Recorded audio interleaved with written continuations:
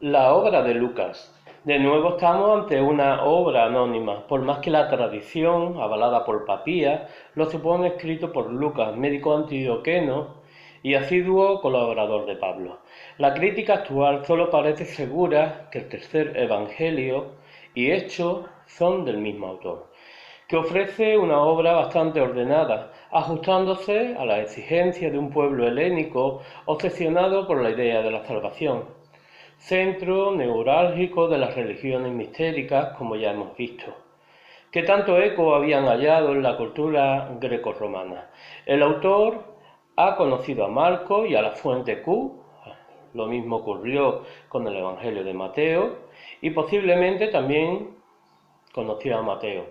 Por lo tanto, estamos hablando de que Lucas sería el tercer evangelio al ser escrito. Primero sería Marcos, segundo Mateo y poco después el Evangelio de Lucas. Su obra pretende infundir un nuevo impulso a la reflexión teológica, sin descuidar para ello las más elementales normas de la historia, que le invitan a encuadrar los hechos de Jesús en el marco sociopolítico de su tiempo. De esta manera utiliza Lucas un suceso histórico, que es el censo de Quirinio, para establecer el nacimiento de Jesús. Nos dice el Evangelio que el nacimiento de Jesús tuvo lugar sobre esta fecha. Quirino fue un legado de Siria y quiso hacer un censo sobre los habitantes de todo Israel, además de calcular los bienes que éste atesoraba en aquellas tierras. Este dato concretiza sobre los cimientos de la historia el nacimiento de Jesús, situándolo en un tiempo y un espacio conocido. Por lo tanto, la visión de Lucas es historificar, asentar la fe de Jesús en la historia.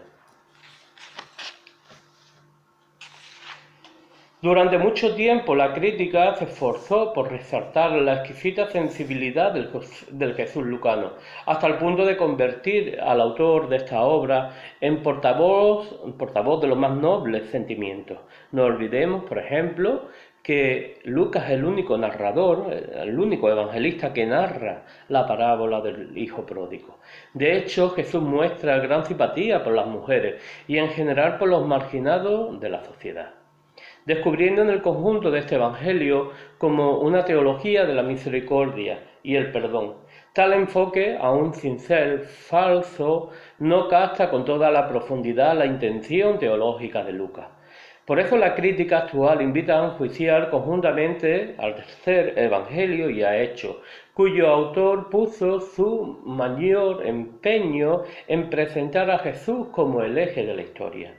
Así, Lucas esbozaría una síntesis del proceso histórico salvífico, cuya fase preparatoria culminó con la aparición del Bautista, mientras que su base definitiva debe asociarse con el nacimiento de la Iglesia. Jesús, por lo tanto, es el foco catalizador de todo este programa complejo de la salvación, poniendo en movimiento una nueva dinámica en la historia al intronizar la hegemonía del amor, la comprensión y el perdón entre los hombres. Solo así resulta viable la instauración del reino anunciado por los profetas, que engarza a su vez con la esperanza de la salvación tan expandida en el imperio greco-romano. Lucas presenta pues a un Jesús abierto, sencillo y en diálogo con cuantos paganos muestran ansias de salvación. Esta no puede lograrse con el solo esfuerzo humano. Es preciso además fiarse de Jesús y depositar en él todas las ilusiones y las esperanzas que el hombre alimenta, sin que siempre sepa cómo puede ver realizadas estas ilusiones, con tal que dejarse guiar por sus normas y directrices. Ahora bien, Jesús evita perderse en un marasmo de leyes, infundiendo más bien un ideal de optimismo esperanzador a quienes le siguen.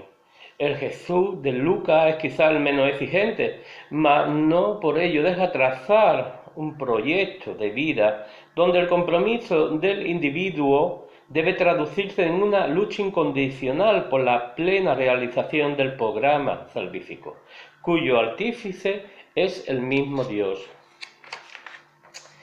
La presencia de Jesús hace que cada individuo se considere no tanto un espectador, cuanto un protagonista comprometido en un seguimiento tal de Jesús que cristalice en una dinámica eclesial. Lucas es muy explícito a la hora de definir la postura creyente, no solo ante sí mismo, sino ante Dios, también ante la sociedad donde le ha tocado vivir. Nadie como él resalta la decisión con que Jesús se pronuncia a favor de los pobres y los desvalidos, así como en contra de toda injusticia y opresión, denunciando la insolencia de los ricos y poderosos. El Jesús lucano lucha a sí mismo por una relación inspirada en el servicio. Por eso advierte que sus discípulos, al ser invitados, tomen asiento en los lugares menos dignos, siendo el propio anfitrión quien les vaya acercando a la presidencia. La idea de servicio viene expuesta sobre todo en el símil del siervo, que debería sentirse dichoso de recibir lo justo, sin esperar jamás un signo de deferencia por parte de su amo. Quien sirve sabe que sus derechos están estipulados de antemano, no pudiendo exigir nada que implique un trato de cesión. El discípulo de Jesús sabe ser como un siervo entregado a aliviar las necesidades de la humanidad. La teología lucana es la más incisiva al fijar los nexos con el creyente, con la sociedad, comprometida en principio a pronunciar el bienestar de los individuos. Ahora bien, abundan las situaciones injustas y los regímenes de opresión. ¿Qué hacer ante tal coyuntura? Lucas ofrece la teología del compromiso, en virtud de la cual todo cristiano se sepa obligado a luchar por un mundo mejor, donde imperen criterios de ayuda, entrega y comprensión. Solo así resultará viable la instauración del reino que el hombre bíblico anhelaba con tanto afán, mostrando Jesús el camino a seguir en esa lucha para una sociedad depurada y sin contaminar. Ello explica que el Jesús lucano adopte una postura más drástica entre los conflictos sociopolíticos de su tiempo, pronunciándose sin embargo respecto a las tasas que deben ofrecerse más bien a Dios, pues todo es propiedad divina. Jesús no consiente que se paguen sin más las tasas, invitando a dar a César lo que es del César. Ahora bien, ¿qué cosas son del César? Siendo Dios el dueño de cuanto existe, el cristianismo debe pagar sus tributos directamente a Dios. Por eso los discípulos de Jesús deben inhibirse ante el imperialismo opresor que camufla sus objetivos mezquinos bajo el disfraz del paternalismo enervante. Cierto que todo ello acarreará a los discípulos numerosas tribulaciones y contrariedades, mas no deben desfallecer, ya que Jesús les demuestra con su vida que vale la pena luchar sin tregua, por implantar en el mundo la fuerza del amor. El compromiso lucano se traduce pues en una decidida actitud de lucha, cifrada en denunciar todo resabio de injusticia opresora. La sociedad civil respira con frecuencia aires de opresión, ya que los intereses totalitarios de grupos étnicos determinados imposibilitan la convivencia armónica a nivel de humanidad.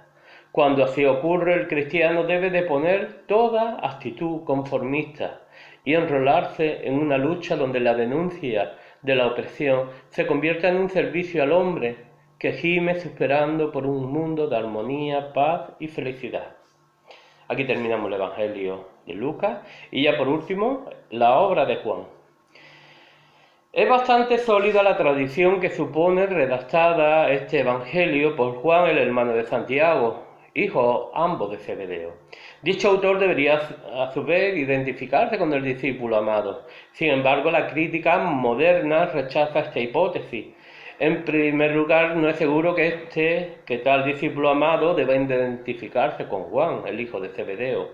Además, la obra se escribió a comienzos del siglo II, en cuyo tiempo Juan, suponiendo que aún viviera, había alcanzado una edad provesta.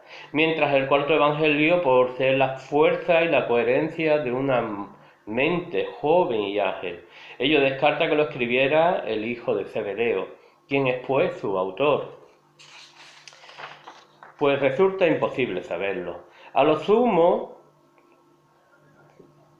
que este evangelio, imposible saberlo. A lo sumo, que este evangelio circuló primero en una forma abreviada, viéndose años más tarde enriquecido con nuevas secciones. Al responsable de estas ediciones se le conoce como el redactor eclesial, mientras el autor sería quien habría compuesto la forma abreviada, inspirándose sin duda en otras fuentes. Parece claro que esta obra no se escribió en Palestina, pues traduce a algunos lugares geográficos del todo conocidos por los habitantes de aquella región. Traduce los términos de Siloé y Gólgota. Es posible que la obra fuera redactada pensando en las comunidades judeocristianas de Egipto, o en todo caso de Siria. El autor hace una presentación muy personal de Jesús, recurriendo para ello el simbolismo, sin descuidar por eso los imperativos del dualismo antropológico. El dualismo antropológico es lo que viene de la filosofía de Platón, cuando habla el cuerpo y el alma, el cuerpo como la cárcel del alma y todas estas historias. Pues la verdad es que el evangelista Juan lo explota, y lo explota porque ello le permite establecer un continuo parangón entre realidades terrenas y celestiales. El Jesús de Juan parece como si ya estuviera glorificado. Son a veces tan íntimos los diálogos con el Padre que suponen una identidad total entre ambos. Es obvio que el evangelista proyecta sobre la figura de Jesús sus propias convicciones de fe, que permiten verle como un ser excepcional, entregado a liberar al mundo de las tinieblas para restaurar el reino de la luz, cuyos portavoces deben ser sus propios discípulos.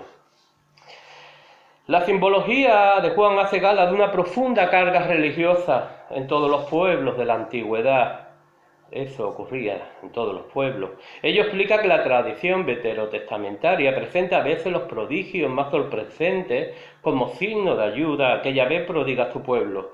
En todo caso, el signo invita siempre a pensar en la obra, en la cosa significada.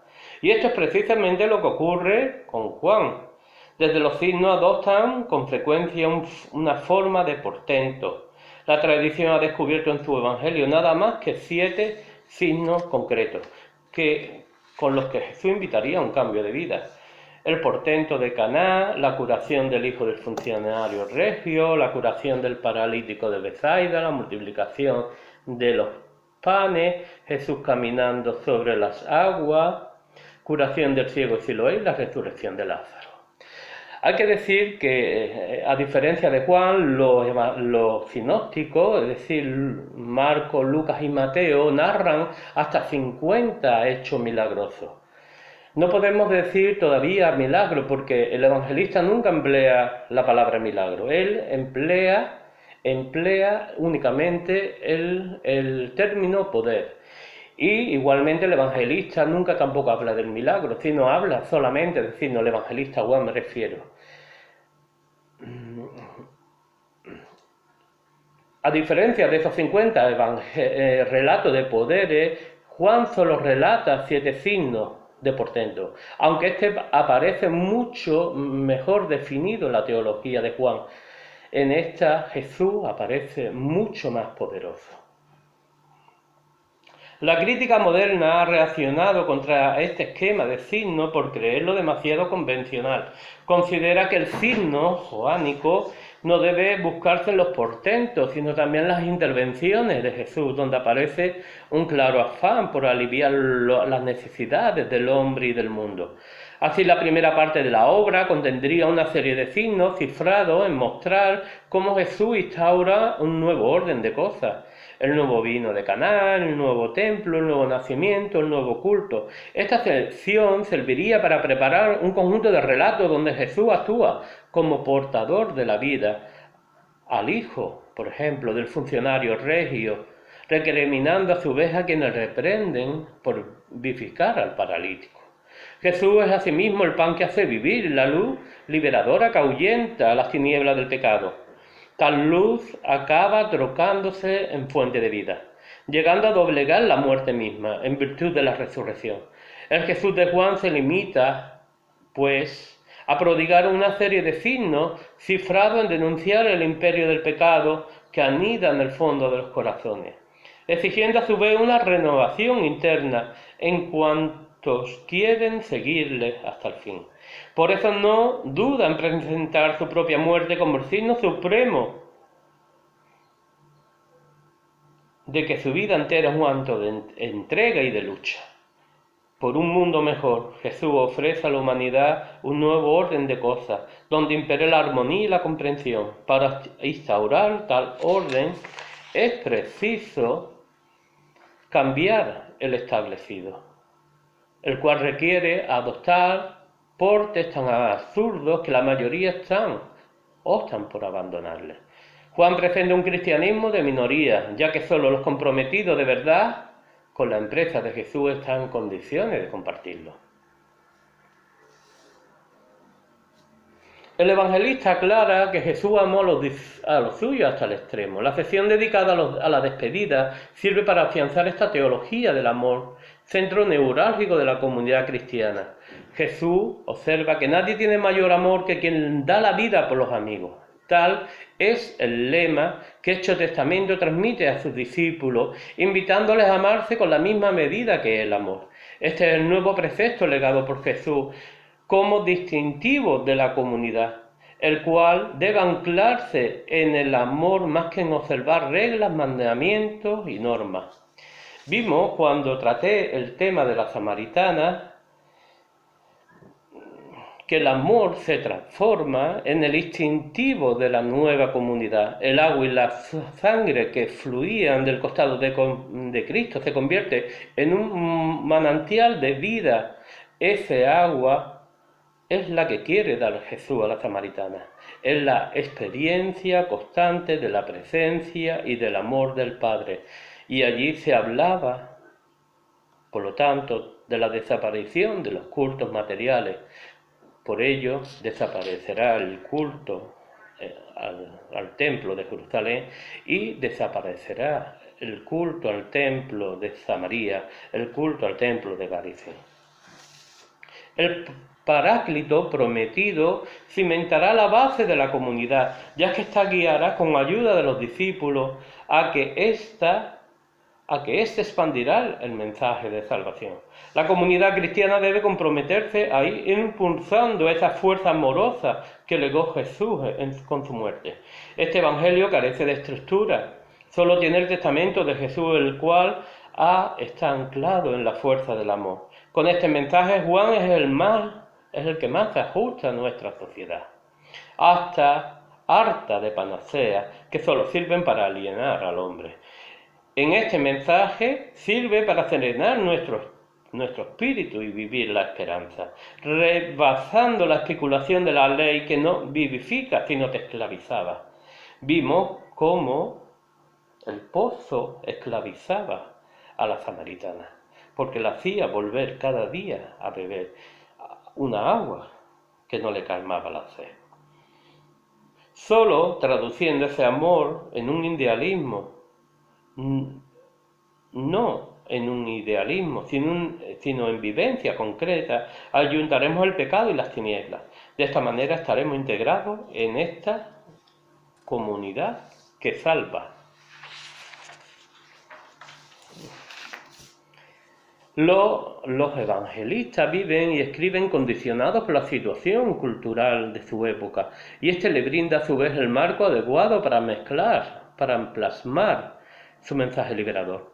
Por tanto, tenemos que conectar con cada uno de los entornos socioculturales, ya que cada evangelista tiene el suyo propio, eso lo hemos visto.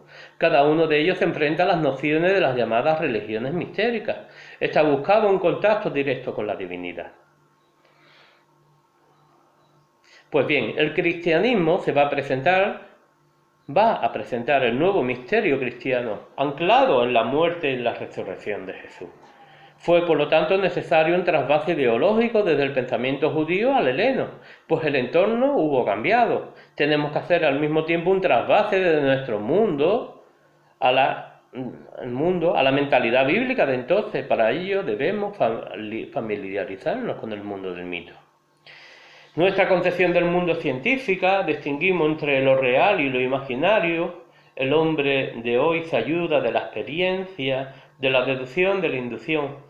El hombre antiguo vivía dominado por las fuerzas caóticas, siendo Dios su único refugio, ya que desde él tenía sentido todo ese mundo. En este mundo nacieron los evangelios y estos sus autores debieron revestir su mensaje con un ropaje capaz de suscitar la esperanza y la manera de superar los poderes adversos. Los evangelistas que presentan como respuesta de fe, por lo tanto, los evangelios penetran en el mundo vivencial de sus lectores y se ayudan del mito y de otros artificios literarios para hacer presente el mensaje. El mito evangélico, más que un lujo, es una necesidad.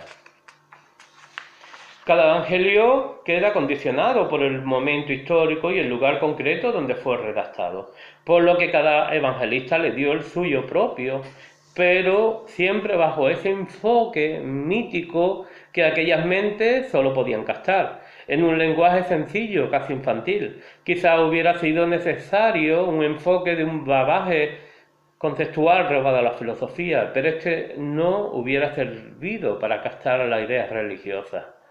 Los evangelios parecen rodeados de un halo de fuerza sobrenatural. Intervienen ángeles, demonios, portentos. Esto es debido a la utilización del mito en los relatos. Muchos hoy pueden sentir recelo de esa forma de transmitir la realidad de Dios, pero este mito no podemos ignorarlo. ¿Cómo se interpreta? Este es el problema. Vamos a hacer un pequeño resumen. En el siglo XIX, diversos autores quisieron eliminar el mito de los relatos evangélicos. Esta fue la escuela histórico-crítica de la teología liberal.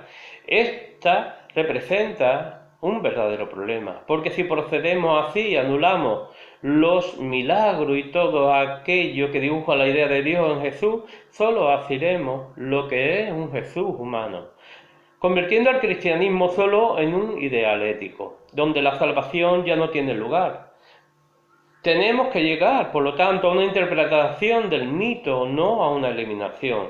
Ha de tenerse en cuenta que los géneros literarios empleados por los evangelistas no se ajustan tanto al patrón histórico biográfico, sino al teológico religioso. El evangelista, con tal de plasmar una idea religiosa, pudo imaginarse una escena que nunca hubiera tenido lugar, que nunca hubiera sucedido.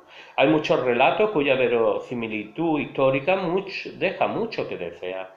Por tanto, los relatos míticos no pueden ser entendidos como realidades objetivas. Hemos de estudiar los mitos como símbolos.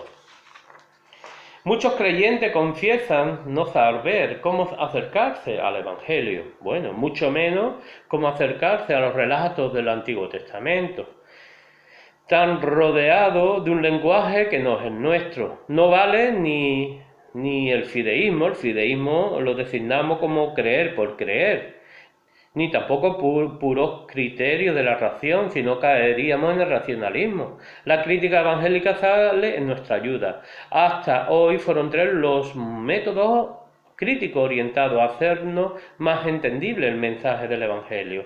Al principio fue el método histórico crítico, valoró las cualidades humanas de Jesús, distinguiendo 2 niveles, lo puramente histórico, las cualidades humanas de Jesús, el puramente histórico y el trascendente. Este racionalismo feroz hacía imposible estos valores sobrenaturales. Terminada la Primera Guerra Mundial, surgió la metodología llamada morfológica. Ellos buscaban en la prehistoria del texto. En ello descubrían relatos que anteriormente habían tenido origen y evolución propia. El estudio tenía como fin saber cómo fueron evolucionando esos textos hasta ser incluidos en el relato final.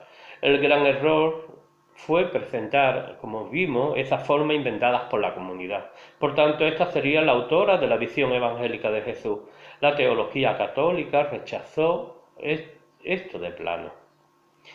Hace unos 70 años afloró una metodología llamada la histórico-redaccional. En ella se valora al evangelista como a un auténtico teólogo y no solo como un compilador. Es bueno, por tanto, conocer las intenciones teológicas del autor al redactar sus obras.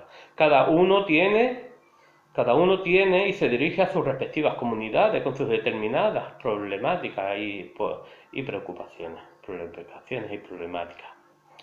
Hemos de decir que hace unos 30 años surgió un nuevo método, que es la tercera búsqueda del Jesús histórico, en la que los nuevos teólogos, los nuevos exegetas, se ayudan también de todas las ciencias que aparecen, digamos las ciencias del espíritu, las ciencias del conocimiento, como puede ser, aparte de la teología y de la física, aportan los redescubrimientos arqueológicos, la sociología, incluso la economía.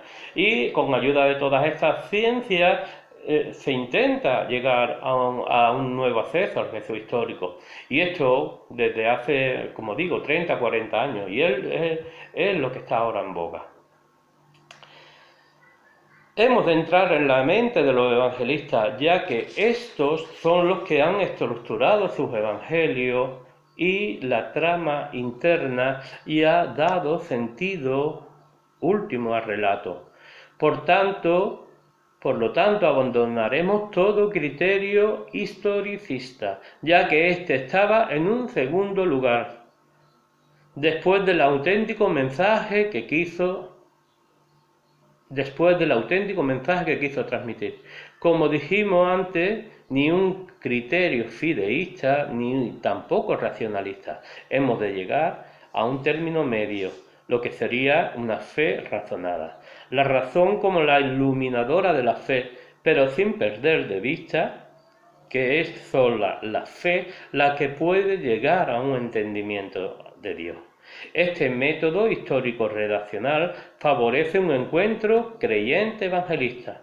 Ello nos debe ayudar a descubrir nuestra fe razonada y confrontarla con nuestras maneras erróneas de entender el Evangelio. La carga histórica es la que quiso infundirle el autor, pero ya sabemos que esa no fue la principal intención del evangelista. Por lo tanto, no busquemos tanto la perspectiva historicista. Todo el mensaje responde de hechos, situaciones y evidencias del propio Jesús. Claman por un cuadro historicista. Es posible que la coreografía de un relato sea una invención del evangelista, pero no así podemos negar la verdad salvífica del relato. No, nuestra fe es histórica, por más que no lo sean los relatos evangélicos donde viene formulada. Entendiendo las limitaciones de todo evangelista que ofrece una visión muy concreta de su experiencia de fe proyectada sobre la figura de Jesús. Él era miembro de una comunidad. Su misión fue lograr un encuentro vivo entre esa comunidad y su Señor resucitado. Al principio hablábamos de contestar una serie de cuestiones a lo largo del estudio. Hemos visto muchas cosas sobre los evangelios. Seguramente nos habremos sorprendido, pero esta es la realidad de los evangelios. Son escritos teológicos, por lo cual se predica al Jesús resucitado. Ahora, después de esta larga reflexión, contestaremos a las siguientes preguntas. ¿Qué son los evangelios? Los evangelios son reflexiones teológicas sobre acontecimientos de la historia, pero entendiendo que en la escritura los acontecimientos son hechos de Dios en el tiempo, por lo cual ha de ser entendida en un segundo nivel de profundidad, en la que la fe es la única que tiene sentido, pasando a descubrirnos no una historia al modo usual, sino una historia al modo de historia de salvación. ¿Quién son los evangelistas? Son los portavoces de la comunidad encargados por ella a clarificar de toda duda existencial la marcha de la comunidad. ¿Para qué escriben los evangelios? Para hacer hablar al Jesús de la fe a través de una catequesis en forma de historia. La iglesia primitiva pudo hacer un catecismo, de hecho había una pequeña catequesis que se hacía a los que se iban a bautizar y se llamaba la didaje. Pero claro, ¿qué es más fácil? Explicar, hacer una labor catequética a través de un relato frío que puede ser una catequesis, o hacerlo a través de una catequesis narrada a lo largo en una vida de Jesús. Por la comunidad, los evangelistas optaron por esta segunda forma, es decir, los evangelistas transcribieron una catequesis en forma de vida de Jesús. ¿Qué peligro intentaron conjurar los evangelios? Pues estaban en peligro. El peligro era de que el cristianismo y la figura de Cristo se convirtiera en un mito. Por eso los evangelistas historifican la figura de Jesús, asegurándola en el firme terreno de la historia. Con esta acomodación en la historia y en la forma de fijarla en un relato escrito, ya estaba salvaguardada la historificación del cristianismo, porque lo que está escrito nunca más podrá cambiarse. Se difuminará el peligro de un Cristo mitológico. Bueno, aquí acabamos. Si os ha gustado esta reflexión, la verdad es que ha sido una reflexión larga, me ha costado muchísimo exponerla y sobre todo también escribirla. Bueno, si os ha gustado, mi correo electrónico es pedromontoya2009@hotmail.es. Estaría encantado de responder a todas las cuestiones que me queráis lanzar. Muchas gracias.